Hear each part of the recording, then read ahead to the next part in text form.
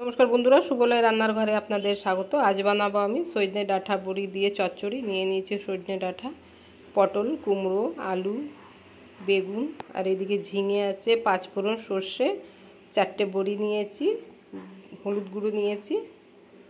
প্রথমে আমি বড়িগুলোকে ভেজে নেব। কড়া বসিয়ে দিয়েছি, দিয়ে দেবো সর্ষের তেল। তেলটা গরম হয়ে গেছে, বড়িটা ভেজে নেব। বড়িটা ভাজা হয়ে গেছে, তুলে নিচ্ছি। দেবো আরও অল্প তেল, ফোড়নে দেবো শুকনো লঙ্কা, দিয়ে দিলাম পাঁচফোড়ন, দেবো কেটে রাখা সবজি।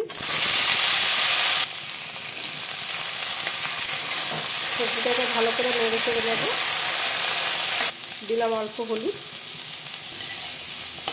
দেবো স্বাদ মতো লবণ, দিয়ে দিলাম কেটে রাখা ঝিঙে,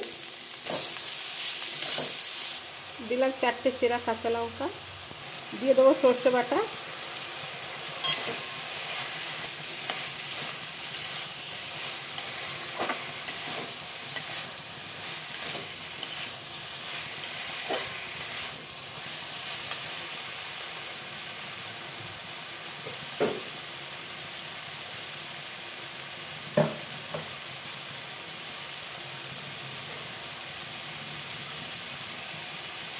দিয়ে দেবো অল্প চিনি, সেদ্ধ হওয়ার জন্য অল্প জল দেবো, ঢাকনা লাগিয়ে সেদ্ধ হতে দেব।